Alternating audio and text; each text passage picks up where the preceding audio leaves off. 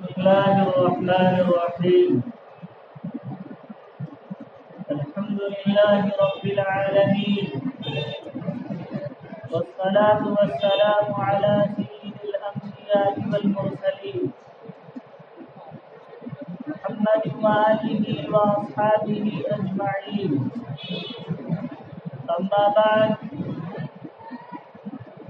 عن عبد الله بن عباس رضي الله تعالى عنه قال: فرض رسول الله صلى الله عليه وسلم زكاة الفطر طهرة للصيام من اللغو والرفث وطعمة للمساكين، من أداها قبل الصلاة فهي زكاة مقبولة، ومن أداها بعد الصلاة فهي صدقة من الصدقات، أو كما قال رسول الله صلی اللہ علیہ وسلم. میرے محترم بزرگوں اور دوستوں اور عزیز اسلامی اور دینی بھائیوں،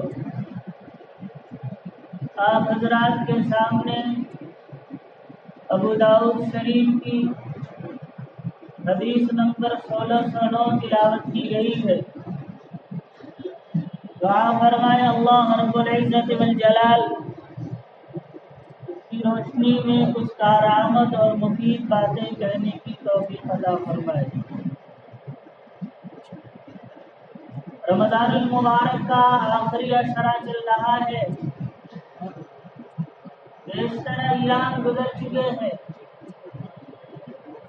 اور ہر ایک جانتا ہے کہ اس نے پورا مہینہ کس طرح گزارا ہے.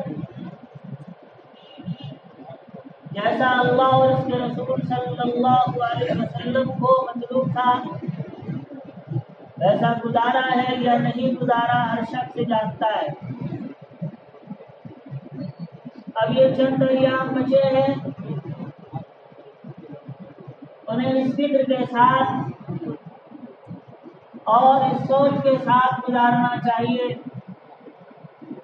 کہ ہو سکتا ہے یہ ہماری زندگی کے اندر آخری رمضان ہو اور چند ایام باقی ہے جو ہمیں میسر ہے، جس میں ہم اللہ اور اس کے رسول صلی اللہ علیہ وسلم کو راضی کر سکتے ہیں. معلوم نہیں آئندہ سال ہمیں رمضان میسر ہوگا یا نہیں ہوگا. کتنے لوگ تھے جو گزشتہ سال ہمارے اور آپ کی طرح مسجد میں یوں ہی بیٹھا کرتے تھے، لیکن آج وہ شکلیں دکھائی نہیں دے رہی.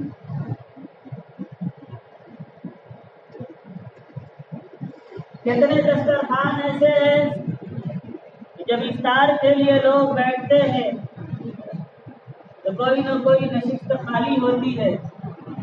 یہاں پہ دادا بیٹھا کرتے تھے، یہاں پہ والد محترم بیٹھا کرتے تھے اور یہاں والدہ بیٹھا کرتی تھی. دسترخوان پہ کوئی نہ کوئی نشست خالی ہے. ہو سکتا ہے کہ ہمارا نام آئندہ سال وفات پانے والوں کی لسٹ میں لکھا جا چکا ہو اور ہمیں معلوم نہ ہو.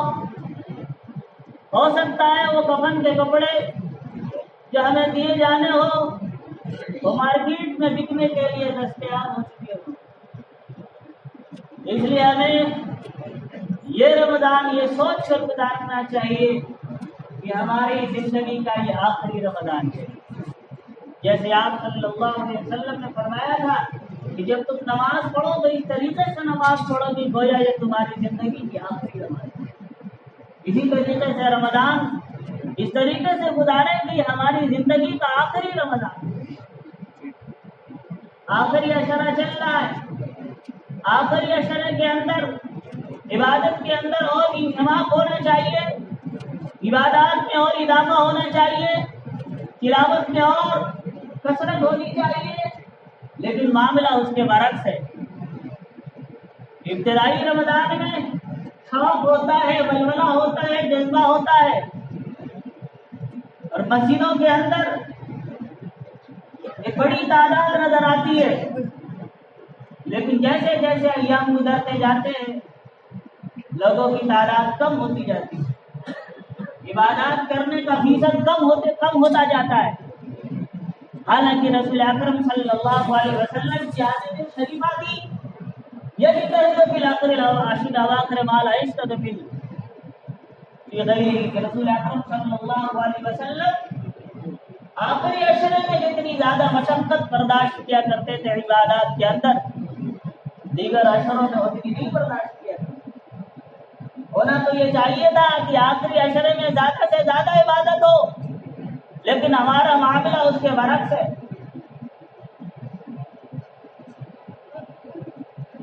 رمضان المبارک کی جب آخری رات آتی ہے، عید الفطر کی جو رات ہوتی ہے، حضرت شیخ رحمۃ اللہ علیہ نے متعدد کتابوں سے ایک لمبی حدیث نقل کی ہے، اس کا ایک ٹکڑا ہے کہ جب عید الفطر کی رات ہوتی ہے سمیت تلک اللیلۃ لیلۃ الجائزہ، اس رات کو انعام کی رات کہا جاتا ہے۔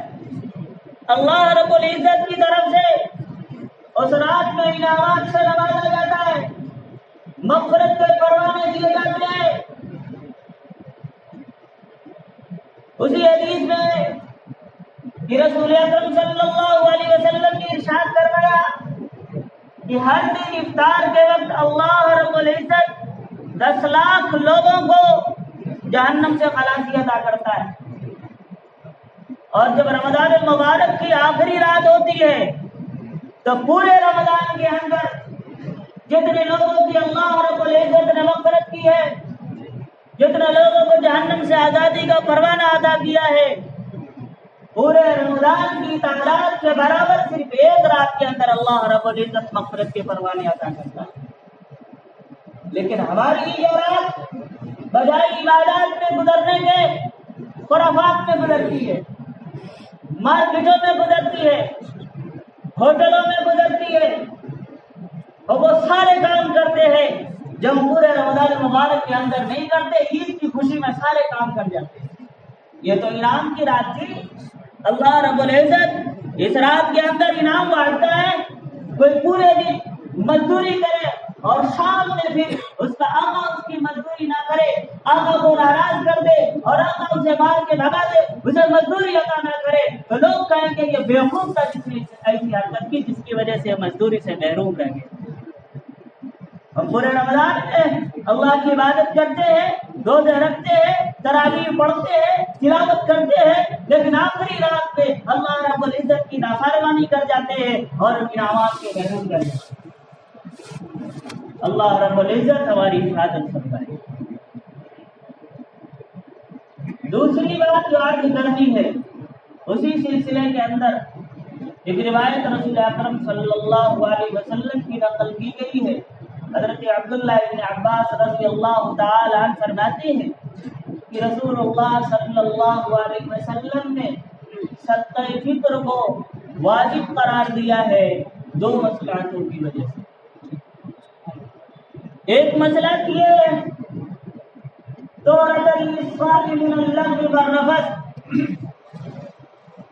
کہ ہم روزہ رکھتے ہیں، روزہ رکھنے کے اندر وہ سارے ممنوعات جن سے اللہ رب العزت نے ہمیں منع کیا ہے، ہم کوشش کرتے ہیں کہ اس سے باز رہے۔ کھانے پینے کی چیزوں سے ہم باز رہ جاتے ہیں، شہوات سے ہم باز رہ جاتے ہیں، لیکن بہت سے ایسے کام ہیں جو ہو جاتے نہیں ہونے چاہیے۔ مثال کے طور پہ لایانی باتوں میں مشغول رہتے ہیں، فضولیات میں مشغول رہ جاتے ہیں، بے حیائی کی باتیں زبان سے صادر ہو جاتی ہے، کبھی جھوٹ نکل جاتا ہے، اسی طریقے سے دیگر ایسی نامناسب باتیں ہماری زبان سے صادر ہو جاتی ہے جو نہیں ہونی چاہیے۔ اللہ رب العزت والجلال یہ چاہتا ہے کہ میرے بندوں کے روزے میرے سامنے پیش کیے جائیں تو ان سارے دھبوں سے پاک ہو۔ اس لیے رسول اللہ صلی اللہ علیہ وسلم نے صدقہ فطر کو واجب قرار دیا کہ جب بندہ صدقہ فطر ادا کرتا ہے تو روزے کے اندر جتنی کمیاں ہوتی ہیں اس کی تلافی ہو جاتی ہے اور اللہ رب العزت کی بارگاہ میں ہمارے روزے صحیح سالم فریش پہنچتے ہیں۔ ایک مصلحت یہ ہے، صدقہ فطر کس کے اوپر واجب ہے؟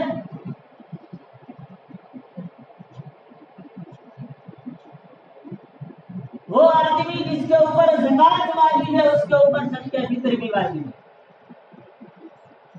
اصلی ضرورتوں کے علاوہ جس کے پاس اتنا مال ہو جس کی وجہ سے اس کے اوپر زکات واجب ہو جاتی ہے، ایسے بندے کے اوپر صدقہ فطر بھی واجب ہے۔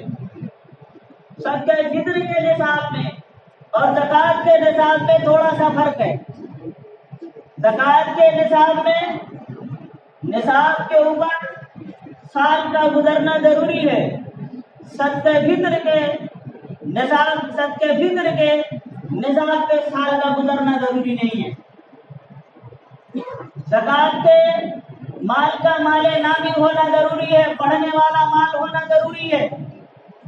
صدقہ فطر کے مال کے لیے پڑھنے والا مال ہونا ضروری نہیں ہے۔ لہذا اگر کسی بندے کے پاس خالی زمین پڑی ہے، خالی مکان پڑا ہے جو اس کی ضرورت سے زائد ہے، اگر اس کی مالیت اتنی پہنچتی ہے جو چاندی کے نصاب کے برابر پہنچ جائے، اس بندے کے اوپر صدقہ فطر واجب ہے۔ ایک آدمی عید الفطر کی صبح صادق سے پہلے مالدار ہو گیا، اس کے اوپر صدقہ فطر واجب ہے، کیونکہ مال کے اوپر سال کا گزرنا ضروری نہیں ہے۔ اسی طریقے سے ایک بندہ مسافر ہے، سفر کی حالت میں ہے، صاحب نصاب ہے، مستقی ہے، اور اس کے اوپر صدقہ فطر واجب ہے۔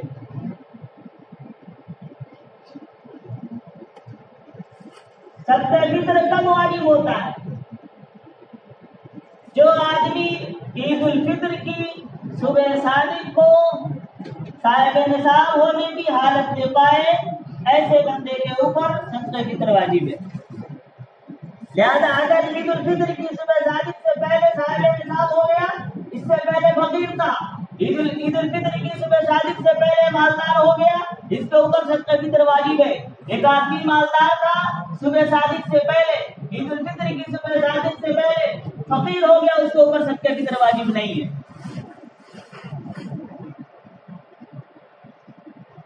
آدمی کس کی طرف سے صدقہ فطر نکالے گا؟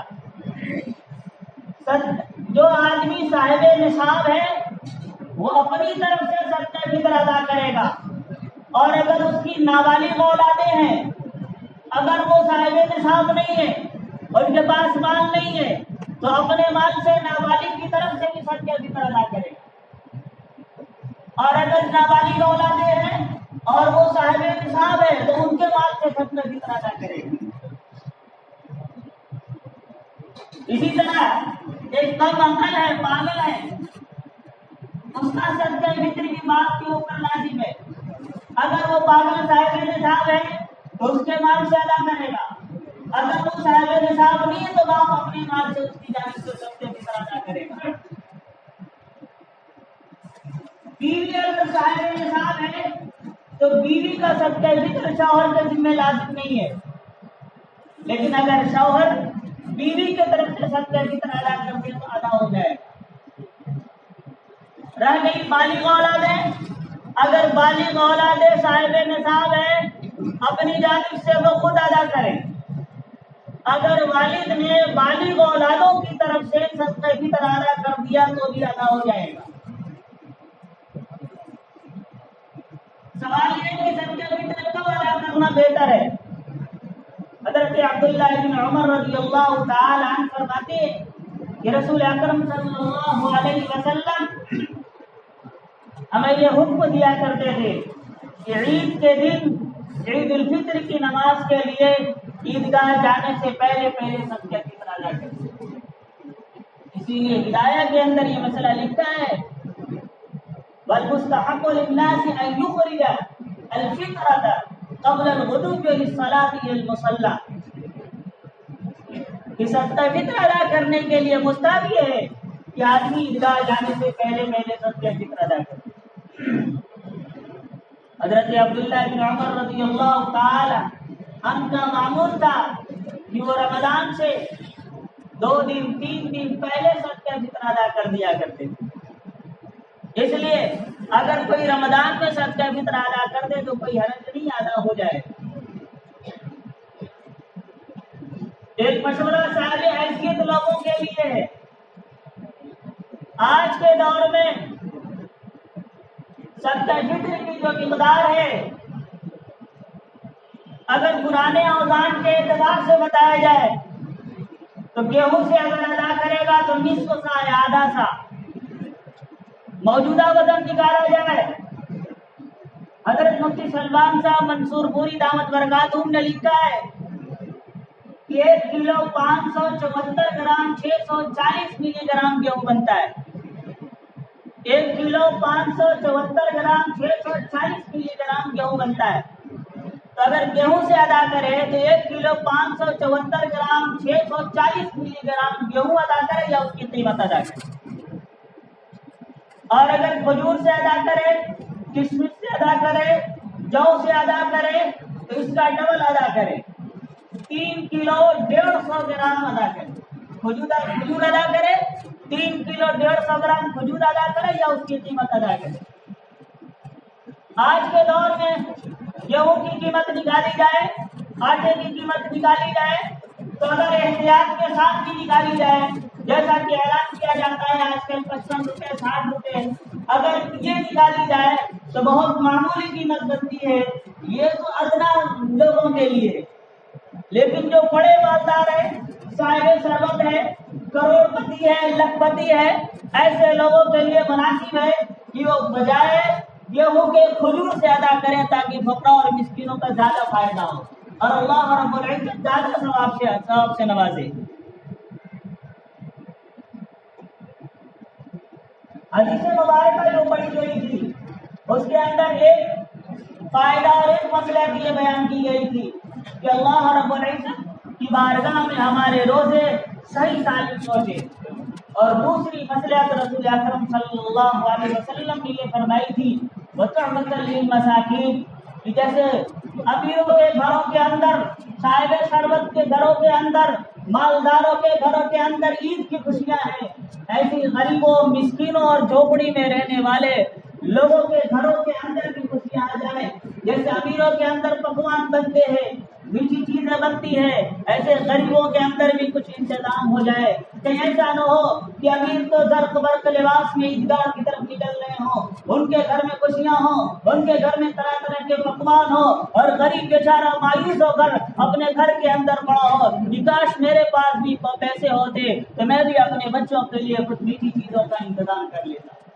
وَتُعْمَةً لِلْمَسَاكِينِ، مسکینوں کے لیے کھانے کا انتظام ہو جائے، اس لیے رسول اکرم صلی اللہ علیہ وسلم نے صدقہ فطر کو ضروری قرار دیا۔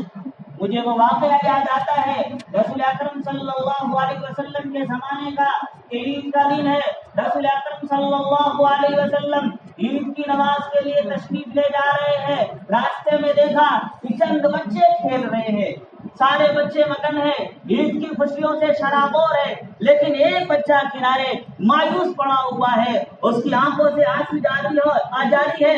رسول اکرم صلی اللہ علیہ وسلم کا بچوں کے پاس سے گزر ہوا، ایسا ہو ہی نہیں سکتا تھا کہ کسی بچے کو، کسی فرد کو رسول اکرم صلی اللہ علیہ وسلم غمگین دیکھے اور اس کا حال بنے۔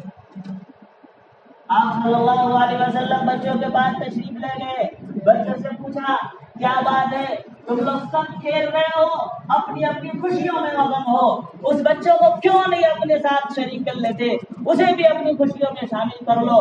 بچوں نے کہا ہم نے اس سے بہت کہا، متعدد بار اس سے اصرار کیا کہ آ جاؤ ہمارے ساتھ، ہمارے کھیل میں شریک ہو جاؤ، ہماری خوشیوں میں شریک ہو جاؤ، لیکن وہ بچہ مانتا نہیں ہے، وہ کنارے بیٹھا ہوا ہے، روئے جا رہا ہے، ہماری باتوں کا اس کے اوپر کوئی اثر نہیں۔